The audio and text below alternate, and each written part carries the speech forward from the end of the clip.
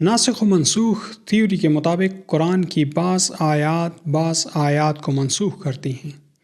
اس بات کو آلریڈی ہم اپنی ویڈیوز میں ڈسکس کر چکے ہیں کہ کس طرح سورہ بقرہ کی آیت 106 کی بنیاد پر ایک تھیوری ترتیب دی گئی اور اس تھیوری کو بنیاد بنا کر قرآن سے تعلق کا کلیم کرتے لوگوں نے جو اس کی آیات کی قطع و برید یعنی کانٹ چھانٹ شروع کی تو یہ تعداد سینکڑوں میں جا پہنچی۔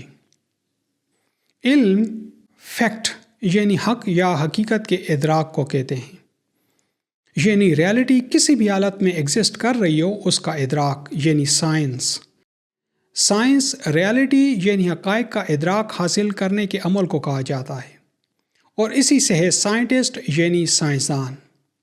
یعنی اصل حقیقت کا ادراک کر سکنے اور اصل حقیقت کو ڈسکور کر سکنے کی کیپیسٹی یا اہلیت کا حامل شخص۔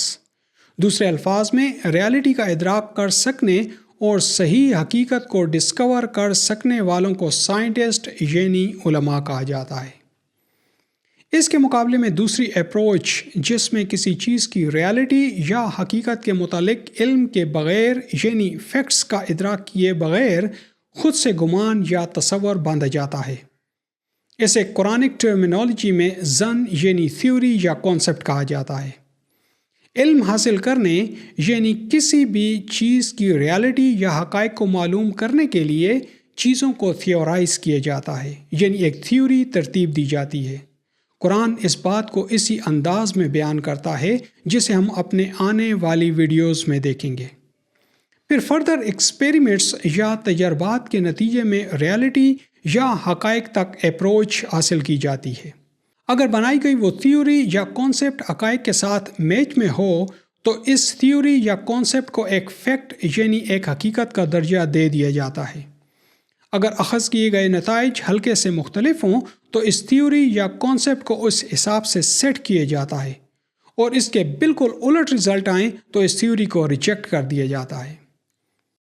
ابھی جو میں آپ کے گوش گزار کرنے جا رہا ہوں، مجھے امید ہے کہ اس سے پہلے یہ بات ان الفاظ کی شکل میں نہ کبھی آپ کی نظروں کے سامنے سے گزری ہوگی اور نہ بولے گئے الفاظ کی صورت میں آپ کی سماعتوں سے کبھی ٹکرائی ہوگی۔ اگر تو آپ قرآن کو اسٹڈی کریں تو آپ دیکھیں گے کہ قرآن اپنے آپ کو حق یعنی فیکٹ اور علم پر مبنی کہے گا۔ اس کا مطلب ہے کہ قرآن تھیوری کی کتاب نہیں جنہیں ہم نے پروو یعنی خود سے کسی نہ کسی طرح ثابت کرنا ہے۔ قرآن فیکٹس یعنی حقائق کی کتاب ہے جنہیں ہم نے چیک یا ڈسکور کرنا ہے، اور اصل سچائی ڈسکوری میں ہے نہ کہ خود سے کسی چیز کو پروو کرنے میں۔ حقائق کا ادراک رکھتے اور حقائق کو ڈسکور کرتے لوگوں کو قرآن عالم کہتا ہے، نہ کہ کوئی خاص شکل و صورت اختیار کرنے سے کوئی سائنٹسٹ یعنی ایک عالم بن جاتا ہے۔ اپنے آنے والی ویڈیوز میں ہم اس بات کو ذرا ڈیٹیل میں دیکھیں گے۔ تو قرآن میں علماء یعنی سائنٹسٹ ہونے کا کلیم کرتے لوگوں نے کس علم یعنی حقائق سے آگاہی کی بنیاد پر یہ نتائج اخذ کر کے دیکھا کہ یہ آیات یعنی بیان کیا گیا یہ علم دوسری آیات یعنی ڈاکیومنٹ کیے گئے آگے یا پیچھے کے علم کو ایبروگیٹ یا منسوخ کر رہا ہے۔ ان سائنٹسٹ نے فیکٹس چیک کے لیے وہ کون سا پروسیجر یوز کیا جس کی بنیاد پر انہوں نے یہ ریزلٹس اخذ کیے کہ یہ آیات ان آیات کو منسوخ کر رہی ہیں۔ تو جنہوں نے چند آیات سے لے کر قرآن کی علم پر مبنی سینکڑوں آیات پر بے دردی سے نشتر چلا ڈالا، اور جن آیات کی اب ان کے اور ان کے ماننے والوں کے نزدیک حیثیت قرآن میں صرف شو پیس کی ہے، آخر کس ڈیٹا کے سائنٹیفک انالیسس کی بنیاد پر ایسا کیا گیا؟ میں قرآن میں بطور ایک ادنیٰ سے طالب علم اور تحقیق کے ابتدائی درجے کے سائنٹسٹ کے طور پر ان سے یہ سوال کرتا ہوں۔ حقیقت یہ ہے کہ قرآن اور قرآن کی آیات کے بارے میں ان کا علم صرف ظن یعنی تھیوریز کی بنیاد پر ہے، فیکٹس کے ادراک یعنی علم پر نہیں۔ عجیب بات یہ ہے کہ ناسخ و منسوخ کا آرا پکڑے لوگ بھی علماء ہیں، یعنی سائنٹسٹ ہیں، یعنی جن کے نزدیک کبھی 700 آیات منسوخ رہی ہوں گی وہ بھی سائنٹسٹ یعنی علماء، اور جو 50 آیات کے منسوخ ہونے کا قائل رہا یا ہے وہ بھی سائنٹسٹ یا عالم ہے۔ دوسرے الفاظ میں جس کے نزدیک زمین چپٹی ہے وہ بھی سائنٹسٹ یعنی عالم، اور جس کے نزدیک یہ اوبلونگ یا اوول شکل میں ہے وہ بھی سائنٹسٹ۔ یعنی جو سمجھتا ہے کہ ہیلیم کے 50 اور کاربن ڈائی آکسائڈ کے 33 ایٹمز مل کر پانی کا ایک مالیکیول بناتے ہیں وہ بھی سائنٹسٹ، اور جس کے نزدیک ہائیڈروجن کے 2 اور آکسیجن کا 1 ایٹم مل کر پانی کا ایک مالیکیول بناتا ہے وہ بھی سائنٹسٹ۔ بس یہ علماء یعنی سائنٹسٹ کا آپس میں اختلاف ہے اور دونوں حق پر ہیں۔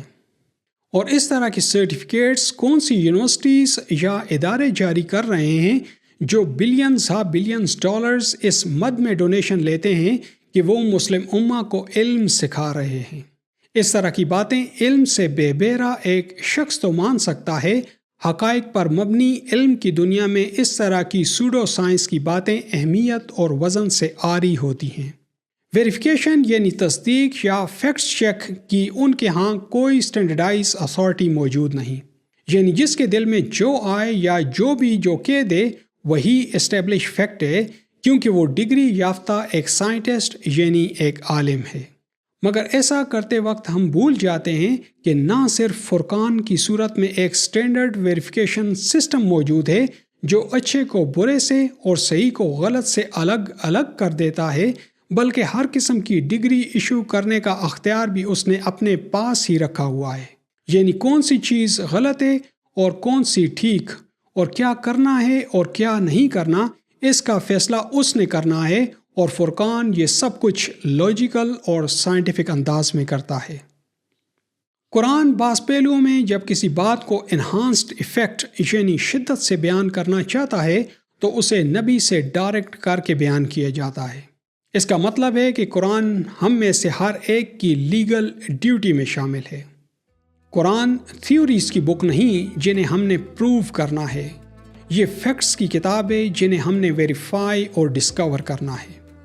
ہمیں ایسے سائنٹسٹ یعنی علماء کی ضرورت ہے جو قرآن میں بیان کردہ علمی اور فکری بلندی کو دریافت کریں اور اس امت کو اس کی اصل علمی میراث سے روشناس کرائیں۔ ہم قرآن کے وہ اصل سائنٹسٹ یعنی علماء پیدا کریں گے جو قرآن میں علم اور انٹلیکچوئلزم، عزت، عروج اور دنیا میں لیڈنگ پوزیشن حاصل کرنے کے لیے دیے گئے کوڈز کو ڈیوائن کریں گے، اور اس سے ہم علم اور عمل کی دنیا میں پھر سے اپنا کھویا ہوا مقام حاصل کریں گے۔ آپ کا بہت بہت شکریہ۔